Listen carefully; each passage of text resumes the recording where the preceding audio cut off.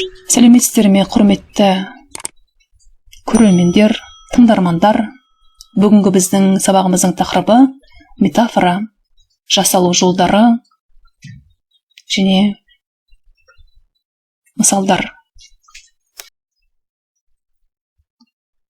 Метафора гректің ауыстыру, троп немесе сөйлеу механизмі. Метафора сөздің басқа мағынада қолданылуы. Риторика және лексикологияда метафора номинациялық құрал ретінде қарастырылады. Лингвистикалық түсіндірме сөздікте метафораға осылайша түсінік берілсе, әдебиеттану терминдер сөздігінде мынадай түсініктеме беріледі. Метафора ауыстыру, гректің ауыстырып қою деген сөзі. Екі нәрсені, құбылысты салыстыру және жанастырып, жақындату негізінде астарлы тың мағына беретін бейнелі сөз немесе тіркесі. Мысалы, Абай өлеңдерінде кездесетін жасықтың оты, жүректің көзі, дүние есігі, өмірдің өрі деген метафора үлгілерін атауға болады. Мысалы, жүрек теңіз, қызық асыл тас, ақыл ариаттың күзетшісі, талаптың мініп тұлпарын сияқты терең ойлы, бейнелі Абай метафорасы Абайдың дүниені болмысты тану, оны білдіру ерекшеліктерін көрсететіндігін айтады. Көрнекті әдебиет зерттеушісі Қажым Жұмалиев қазақ әдебиетіндегі метафораларды беске бөледі. Біріншісі метафораның жай түрі, екінші жалғаулар арқылы жасалатын метафора, үшінші көмекші етістік арқылы жасалатын метафора, төртінші күрделі метафора немесе метафораның ұлғайған түрі, бесінші метафораның бейне бір тең деген сөздердің көмегімен жасалатын түрі. Келесі кезекте Абай Құнанбайұлының поэзиясындағы метафораларға кезек берейік. Жүрек теңіз, қызықтың бәрі асыл тас. Сол қызықсыз өмірде жүрек қалмас. Жүректен қызу қызба кете қалса, өзге тәннен еш қызық іс табылмас. Бұл жерде қызымен беліп қойдық, жүрек теңіз, қызықтың бәрі асыл тас. Метафораға мысал болады. Абайдың келесі Әбдірахман өліміне өлеңде талаптың мініп тұлпарын, тас қиыға үрледің, бір ғылым еді іңкәрің, әр қиынға сермедің. Бұл өлең шумақтарындағы талаптың мініп тұлпарын жолдары метафораға айқын мысал болғылады. Жасықтың оты жалындап, жас жүректе жанғаны шақ, талаптың аты арындап, әр қиынға салғаны шақ. Бұл өлең шумақтарындағы жасықтың оты, талаптың аты метафораның мысалдары. Хакім Абайдың жақсылық ұзақ тұрмайды өлеңінен мысал келтірейік.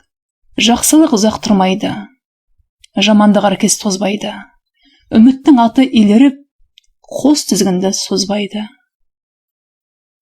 Бұл жолдарда үміттің аты метафора болады.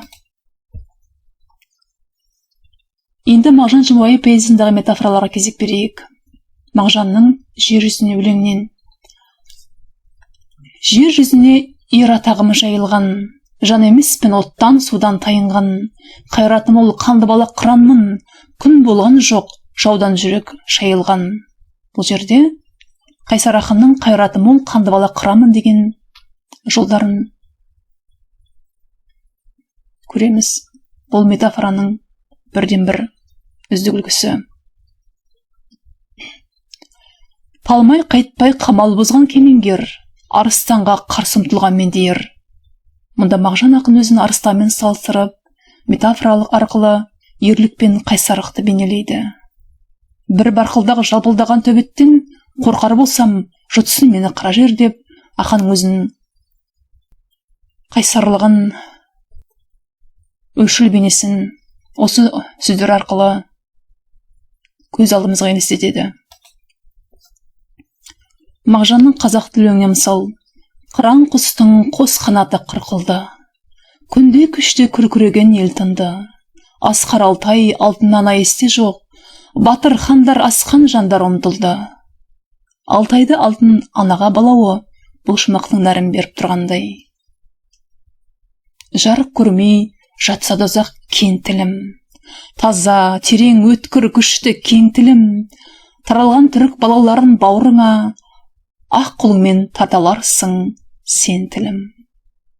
Бұл өлең жолдарындағы бірінші жол кең тілім метафораның мысалы. Қайсар ақынның арыстанмын айбатыма кім шыдар, жолбарыспын қайратыма кім тұрар, көкте күнмін, жерде желмін гулеген, жер еркесі желдің жөнін кім сұрар. Мен кім өлеңнен. Бұл шумақты ақын метафораны шебер қолдана білген, екі нәрсенің бір-біріне ұқсастығына қарай бір-бірімен ауыстырып айту арқылы мазмұнын тереңдетіп, әсерін күшейтеді. Осындай көркемдік тәсілдерді қолдану арқылы қазақ ақындары өлеңнің әсерлігін, эмоциялық қуатын, көркемдігін ерекше тәсілмен береді. Метафораның келесі түрі мын, мін, бын, бін, пын, пін, сын, сін, сыз, сіз жіктер жалғауларға жасалады. Жоғарыдағы өлеңге қайта оралайық. Арыстанмын айбатыма кім шыдар, жолбарыспын маған қарсы кім тұрар, көкте бұлт жерде жеңін гулеген, жер еркесі желдің жөні кім сұрар. Метафора арыстанмын, жолбарыспын, бұлтпын, желмін. Бұл жікті жалғауларға жасалған метафора адамның мінез құлқын, рухын және күш қуатын аңдар мен табиғат құбылыстары арқылы бейнелеу. Бұл метафоралар ақынның қайсар мінезін, еркіндігін, өрлігін және рухының асқақтығын көрсетеді. Құрметті көрермендер, тыңдармандар, біз бүгін метафора ұғымына түсінік беріп, оның жасалу жолдарына зерттеуші ғалымдардың келтірген түсініктемелерін, анықтамаларын келтіре отырып, поэзиялық шығармалардан мысалдар келтірдік.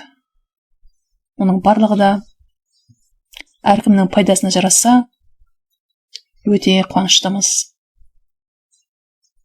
Келесі кездескенше сау болыңыздар.